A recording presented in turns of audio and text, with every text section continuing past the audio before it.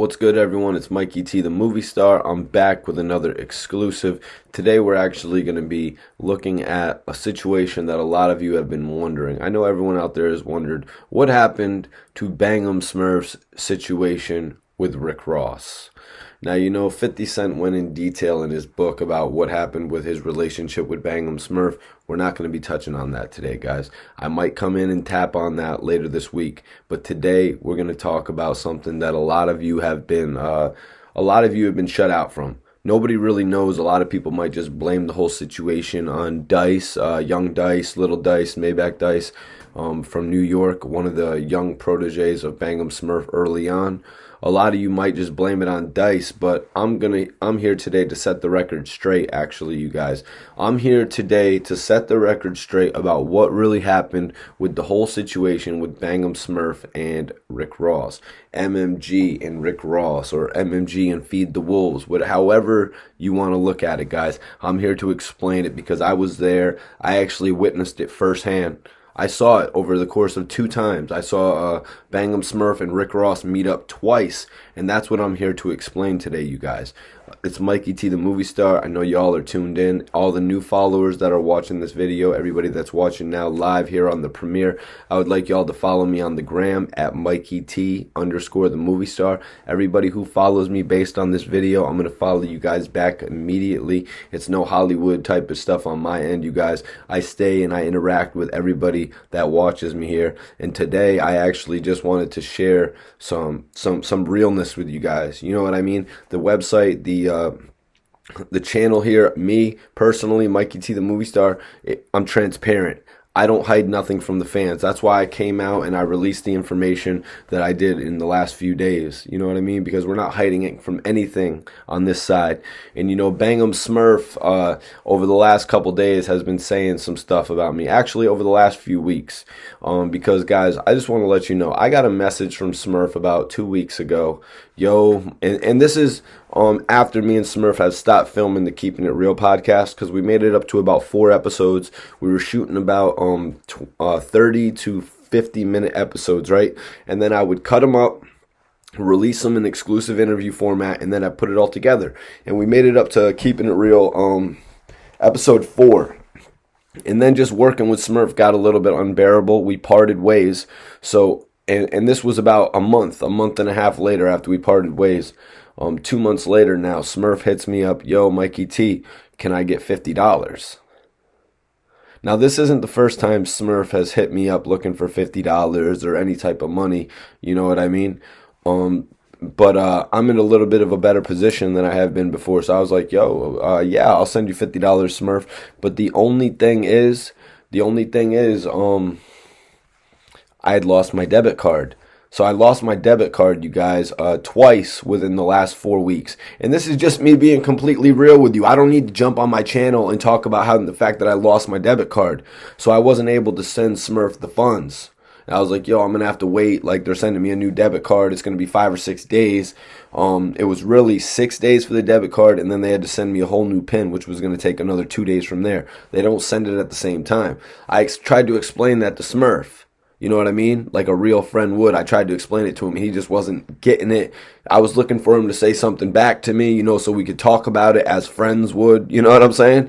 So he doesn't say nothing back. He's just like, okay, it's cool. So I'm like, all right, let me get back to my own thing. I'm obviously going through my own BS at this point, having lost my card within two times within 3 week time span. So I go on with my day, and the next morning I wake up, y'all. The next morning, I wake up, and what do I see? Somebody tweeting me, yo, everybody knows that you got your career made off of Bangum Smurf. Everybody knows that you made your career through Bangum Smurf. All this and that. They want to say this and that about me making my career through Bangum Smurf. Like, okay, like, Bangum Smurf has been a great portion of my career. Bangum Smurf has helped me a tremendous amount in my career, but let's look at the fact of what I did for Bangum Smurf. I went to Trinidad in 2009. I filmed so much content with him. I had a video camera that could film up to 30 hours worth of content, and I filmed like 20 hours worth of content with Bangum Smurf. And in 2009, when I went home, I released content for a whole year. I released content for a whole year about Bang'em Smurf and Damo and Fredro Star and every different little thing that we did, and we waged war between MMG and G Unit. I was there. I was there waving the flag for all of that. So anybody out there thinking that they're going to go do some work with Bang'em Smurf looking to expose me, know that you can't beat me at the game. I went and worked with Smurf and did a year's worth of content. Nobody else will be able to go do that. Your work will pale in comparison to what I've done, you guys. Don't try to challenge me in this game. I love hip-hop. I bleed hip-hop, you guys. So this whole situation with Smurf, it's like, it's left a bad taste in my mouth, you guys. So this guy's hitting me up, and I'm like, I look at his page, and I see 0 followers, and he's following 0 people. So like, and he's messaging all this stuff on my front page or whatever, and he even ended it by saying, have you even given Smurf and Domination any money? They bring up the fact of me giving Domination money. Yes, I have sent Domination money. You know what I mean? But when people are locked up, you can't keep in the best contact with them. I lost contact with people who were in contact with Domination on the real. But right now, for everybody out there reading that Damo doesn't want his name in my mouth, I talk to Damo's best friend on almost a daily basis. His best friend, somebody who has been there every step of the way for him. No disrespect, but Smurf is in Trinidad. He doesn't even know everything that Damo's going through right now. He's out here on the internet speaking for Damo. That's fraudulent. That's fraudulent. You're speaking for Damo. I spoke to Damo a few weeks ago, and it was all love. He asked me, how's the channel doing? He asked me how I'm progressing. All types of stuff. Man, people get me hot when they're talking like that. So I knew just from the fact that this guy hitting me up, I knew that it was somebody connected with Smurf. So that left a bad taste in my mouth. So I put it from my mind, you guys, because I don't want to come out here and go in AWOL and go in ape on Smurf like that, you guys. I don't like to do that, you know. I got so much love for Smurf and Domination and all these guys that put me in position. You know what I'm saying? Freaky Zeke, my first interview with Freaky Zeke on World Star Hip Hop. You know what I'm saying? So I put it from my mind. So then the other day I was on the phone with my friend, and y'all know I've been doing a lot of work on the internet. So I'm on my phone, I'm doing some research because I have a couple dope interviews coming up, and I get a call from Smurf. And I'm just like, yo, I can't do it. I can't do it. I can't pick up the call. Like, I don't want to do it. Like, I don't want to pick up the call. Like, I tried with Smurf. I really tried, you guys. But, you know, like, I just can't take the way that his temper is. You know what I mean? The way that he will get aggressive about certain things. You could go back and watch the interviews. You know what I mean? Smurf has a hard time understanding certain things. And I just didn't want to pick up that call. I wanted to focus on the new interviews that I got coming out, you guys. You know what I mean? So I put it from my mind. And then what happens? One day later, Smurf posting on his page. Or first I get a message from Smurf on Facebook. Yo, keep me and Damo's name out your mouth. First of all, you guys, I don't understand why Smurf is speaking for Domination. I had just been hit up by Chris, and he's like, yo, Mikey, like, let the people know that Domination has this new single called Daydreaming out that they actually released. So I put it on the one of my videos. You know, I put it right in the description, and I actually mentioned it in the video. And this joint actually has like 80,000 views on the internet. So for Smurf to come and hit me up and tell me, keep Damo's name out your mouth, that makes me take it personal. Because I'm out here doing positive things for Domination while he's locked up, getting people to understand that Domination has a credible voice in the music game, letting people know that he still wants to make music. And I got this guy coming and talking to me, so I'm like, you know what, let me validate this, because Smurf posted this morning on his Instagram, oh, Mikey T is a culture vulture, I have no more dealings with Mikey T. Smurf, that's fraud. Domination did not say that about me. I keep in contact with Damo's best friend, and me and Damo have a few things planned for the future. A few great things planned for the future. So Smurf, if you just want to keep on coming out here thinking you can expose people, like putting up old pictures of people on the internet and stuff like that, that's not working anymore, man. And if you want to go and try to expose me in another interview, best believe, man, that the content that I have coming is going to make any response that you could say to me pale in comparison to that. You know what I'm saying? So let's get into the exclusive for today, because I know everybody wants to hear about the reason that the MMG deal went sour, if you will. The whole MMG situation, because a lot of people will blame it on Maybach Dice. That's the scapegoat. That's Bang'em Smurf's scapegoat. There's a few reasons why this MMG deal didn't go right. Because when I first started dealing with Smurf and the guys, Damo and all the guys, first of all, it was Dice who put me in contact with Damo. I shot my second interview with Damo. First interview was with Freaky Zeke. Second interview was Damo. Both of those interviews were on World Star Hip Hop. And then Dice said I should go work with Smurf. So it wasn't Smurf who linked me up with Domination in the first place, period. I was working with Damo first. I went and linked with Damo in Queens, and we shot the exclusive interview. You know what I mean? The exclusive interview where we called out Maserati Fox for not actually being a part of G Unit, for lying about it. That's right. That's what we did. You know what I mean? It had nothing to do with Smurf. I'd never met Smurf at this point, although I had read in a magazine that Smurf and Domination had actually solidified the release of an album for God Giveth and God Taketh Away. And I saw on Smurf's Facebook page that he actually was celebrating the 15-year anniversary of it. You know what I mean? And I would like to bring Smurf on here to talk about that. But you guys, he just has such a bad attitude that I really can't deal with it. You know what I mean? So if anybody else wants to go interview him and they have to deal with Smurf for 15 or 20 minutes, that's on you guys. You know what I mean? That's on you guys. But back to the story. When I first started dealing with Smurf, Damo, and Feed the Wolves, and they gave me some of the access to get in and check out what they were doing with Rick Ross and Poochie and MMG at that time. Because MMG was kind of a smaller roster at that time, you guys. MMG had a smaller roster, so it was much easier to deal with them back then. So I'm looking through the emails, and there's one particular email, you guys, about the remix. It's about the Mafia Music remix, I believe. It was about the Mafia Music remix. The one where Ross was dissing Floyd Mayweather, and you're funny, your money looking funny in the light. They had planned to put Dice on that record. They had planned to put Domination on the remix to that record. I believe it actually still got released, but I'm reading the emails back and forth, and they're getting emails from MMG, and the way that Smurf and or whoever is responding to these emails, they're responding to professional emails with one-word answers. That's good. Sounds good. That's right. Like what? Like what? How are you handling your business? Like that was so absurd when I had to read that. And I'm reading all this and I'm like, oh my God, you gotta be kidding me right now. Like we have such an amazing opportunity to jump on this remix and we're not even conducting ourselves in the proper way as businessmen. And this is why I feel this way about this situation, you guys. Everybody wants to use Dice as the scapegoat. Dice was 15, 16, 17 years old. These guys were nearing 30. They should have had the business end of that worked out. It's 20, or excuse me, no, they were in mid-20s, but still, they should have had the business end of that worked out. Smurf was rolling with G Unit heavy at that point, and now here he is about to solidify another situation, and he messes it up. Come on now. So that's not all, though, you guys. That's not all. We got to get into the actual times where Smurf and Ross actually met face to face.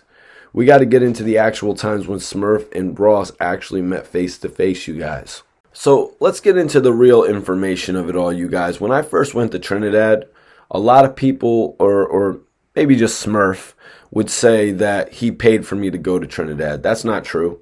That's absolutely not true. And as a matter of fact, the first time that I went to Trinidad, we all missed our flight home, probably because of Smurf, which cost us all an additional $300 to $600. Yeah, I know. Me and my friend had to pay about $300 each for the flight to get back the next day. And then we had to go stay in a rank hotel. You know what I mean? That same night. But I will say this, it enabled me to have a 3-hour-long conversation with Fred Rostar, who caught the first flight that he could out of there. That's right. Fred Rostar actually got left with us in Trinidad as well, you guys. So that's the type of environment Smurf was leading us in. And then me and my boy had to actually go get like this hotel in Trinidad that was like $8 US. You know what I'm saying? It was like $60 TT. It was like $8 US. So we had to stay there that night, and that was actually the worst night of my life, you guys. The worst night of my life, but it was all good because me and Smurf and Damo and Fredro Star and one of the homies Grams, one of Damo's homies Grams was actually out there, and we made the best of it. You know what I mean? We really did some great work, and some great work came out of it, you guys. Now, as the MMG deal progressed, Rick Ross actually came out to Trinidad, you guys. Rick Ross, Mass Pike Miles, and the big homie Kano, who actually just got out of jail, all went to Trinidad. Dre Films was there as well, and they had this big show, right? So now it's a whole nother spectrum. This is 2 years later. The story I was just telling you about was 2009. I don't think Dro ever been back to Trinidad since then. So now we're in 2011. Smurf gets me to come back out to Trini, right? Because there's this whole big show with Rick Ross coming out. And Raw, I'll give it to you, Rick Ross actually brought Smurf on stage. Like, I knew it was going to happen like that, because when we pulled up to the hotel, we actually linked up with Gucci Poochie. Poochie actually gave Smurf hotel rooms. You know what I mean? So just like Kano and Mass Pike Miles and Dre Films, me and Smurf, we all had our own hotel room. We were vibing. Like, we were vibing out of control with Mass Pike Miles and Kano. And Dre Films was off doing his own thing, working on videos and stuff like that. But he did come out to smoke with us. Later on that night at the club, Smurf had some Blue Dream that was off the hook. This was honestly the best Blue Dream I ever smoked, you guys. Like, I never smoked some better Blue Dream than this. So we're in the VIP section of the club now with Ross. And Smurf comes over and puts like 2.5 grams like just into this joint for Ross. And I could just tell when Poochie was rolling, it was just too much to be in there. But they showed us mad love. And then and Smurf just broke off from him, though. Like, we're all here chilling, right? We're trying to get to know Ross. This is actually the first official like nightclub experience that we're all doing together. This is the first official nightclub experience that we're actually all doing together. So we're trying to enjoy ourselves. But what does Smurf do? Smurf goes over to the other side of the VIP. So now we're away from Ross. Ross is over here, obviously going to go get ready for his show. Yo, they come out and they show us love, though. The girls poured us like six. They gave us like 6 bottles of rosé at that point. They had coolers filled with rosé, and they even had some white Henny. So this is before the days of Bel Air, too, as well, guys. This was the red bottles, you know what I mean? This was the see-through red bottles. So we're drinking the most premier champagne now. And mind you, we had only given Ross like 2 grams of chronic. You know what I mean? So Ross is just showing us the ultimate love. Later on that night, Ross actually brought Smurf on stage. It was mad love. Everybody that had left Smurf in Trinidad, because over the course of 2 years, a lot of people stopped believing in Smurf. A lot of people stopped believing in Smurf, like Gazzy Gates, some of his artists that he actually put on World Star. They got him on World Star for free. They stopped believing in him, and they were in the crowd that night. And they saw Ross actually go onto the stage, and Ross and they saw Ross bring Smurf onto the stage, and Smurf could bring one person onto the stage. I believe he brought Six Lord on the stage with him. Smurf and Six Lord actually parted ways. You guys see what it is. This is a constant theme of Bangum Smurf's life. He parts ways with his friends after using them up for all they're worth, you guys. So we're in these hotel rooms with Ross, right? We take Mass Pike Miles around. We show him to the big ass mall in Trinity, like we go to the biggest mall ever. You know, we're vibing out. We stop at some of the sites. We stop at some of the little pubs to get something to drink. You know what I mean? But all right, so I'm like, Smurf, let's go holla at Ross. Let's go holla at Ross. Like, let's go talk to him. Smurf never went to Ross's hotel room. Smurf never went and hollered at Ross about any business. And this is the same guy when I first saw, I have it on video, you guys, when I first saw and caught the reaction of Rick Ross meeting Bangum Smurf. Dude, it was like one of the most crazy reactions I've ever seen in life. I liken it to somebody meeting Lil Wayne. Rick Ross meeting Bangum Smurf was like a kid meeting Lil Wayne to me. Like the way that 50 Cent had built Bangum Smurf up and put all of that on his back, you know what I mean? To where you thought Bangum was this real live gangster. Seeing him meet Rick Ross was one of the, you know what I mean? It was just something I'll never forget in life, you guys. So I told Smurf, I was like, yo, we gotta go holler at Ross. We got to go speak with him. Like, let's talk about the situation that's going on. Like, what have we been working for all of these years? All of these years we're screaming out MMG. You know what I mean? What are we doing it for? And I'll tell you guys, Smurf never went to Ross's hotel room that night. All we did was kick it with Dre Films and Mass Pike Miles and Roll Up. And there's a lot more to the story, you guys. There's a whole lot more to the story. So I hope you guys stay in tune with what I'm bringing to you right now, because Smurf wanted to jump on the internet. Smurf wanted to jump online and try to call me a culture vulture, when in reality, I've gone to Trinidad twice now for Smurf.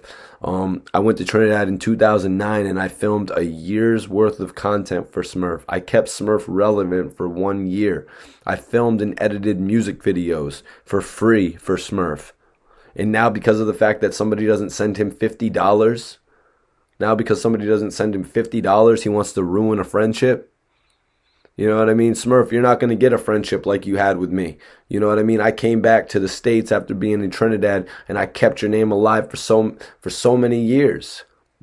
You know what I mean? And I did that based off of friendship, based off of me having a respect for you. But when you can just flip a switch on me, when you can just flip a switch and say enough is enough, Mikey T, 1 day later, doesn't send me $50 and it's over, that shows me that a friendship isn't genuine. You know what I mean? You be begging people for money here on the internet. They told me to post, I'm a culture vulture because I won't send Bang'em Smurf $50. You realize how ridiculous that sounds?